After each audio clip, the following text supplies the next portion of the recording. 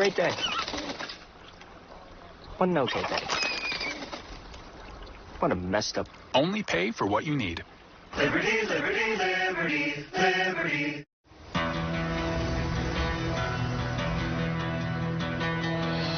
We are at the Historical Society of Pennsylvania, which was founded in 1824, so we are now in our 201st year.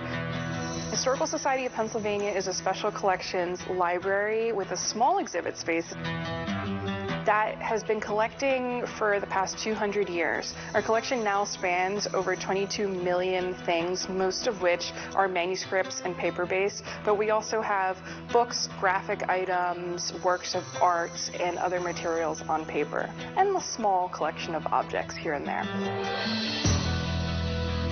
My name is Selena Austin, and I'm the Programs and Communications Manager for the Historical Society of Pennsylvania. We are here to look at our exhibit to Provide a Naval Armament, which looks at the history of the United States Navy and Marine Corps in Philadelphia from its founding in 1775 through the early Cold War. We have 4 exhibit cases here, and the first 3 move in chronological order. Beginning in 1775, carefully watch yourself, with the founding of the Navy and the Marine Corps in Philadelphia. And that first case also moves through the early Republic and the reestablishing of the Navy in 1794. Some of the specific volumes that you see in these cases come from ships, so they'll come from the crew of a ship. There are ledgers that documented the daily activities of a ship or expenditures, how much people were paid. There are also daily logs of service that people kept for their own purposes. Some of the volumes are diaries, so people are writing their own personal thoughts. The document I'm going to show you here is a broadside, something we call a broadside because it's printed on only one side and often posted publicly. And this is a document created by the Third Congress of the United States at its first session in 1794. It's called an Act to Provide a Naval Armament, and this is the reestablishment of a permanent naval force for the United States. This is the USS Constitution, or Old Ironsides, as she is called. So in 1794, with the passage of this act, Congress also established the need for 6 frigates to get the new naval force started, right? And Joshua Humphreys, who was a shipbuilder based out of Philadelphia, was tasked with designing those frigates.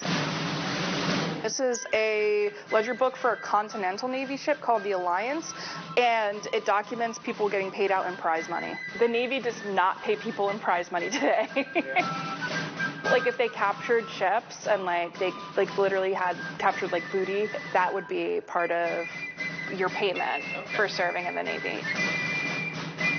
You're looking at material related to Stephen Decatur, who was a captain in the Navy. He was from Philadelphia, and he's most well known for burning a ship called the Philadelphia in the Tripoli harbor to prevent its capture by Barbary pirates. This case looks at the War of 1812 through the end of the Civil War. It was a great period of growth for the Navy, and technology was rapidly changing. I've got a couple of rolls here from the Civil War. These are from a United States Marine Corps recruiting station in Philadelphia. These are essentially signing people up for enlistment in the Marines during the Civil War. Daniel Hurley was sworn in Philadelphia the day after Christmas. He was born in Ireland, so the Marines are actively recruiting people who are immigrants, right? He's got blue eyes, dark hair, and a fair complexion, and by trade or occupation, he is a tinsmith. So this case looks at the history of the United States Navy and Marine Corps from the Spanish-American War in 1898 through the end of World War II. All of these, from the garrison cap to the flag and the yen, belong to a man named Brant Shoemaker. There is a Japanese flag. The letters and the words that you see on there are signatures from people that he met and encountered, and also sayings that they wrote or other people wrote on the flag for him. Some are even well wishes. This case is all about the history of the Philadelphia Navy Yard. It was a private yard of Joshua Humphreys, the shipbuilder we encountered in the first case, and he sold it to the Navy in 1801. Philadelphia is the first site for the Navy Yard because even though it's not a coastal city, it was still a port city. So they had access to the Atlantic Ocean by way of the Delaware River through the Delaware Bay. This is one of my favorites. There was a publication called the Philadelphia Navy Yard News, and they just are so visually interesting. I like this on the back. Remember Mother's Day, a mother's love is one more reason for avoiding accidents. The things that go in the top cases all have to be approved by our conservator to go out.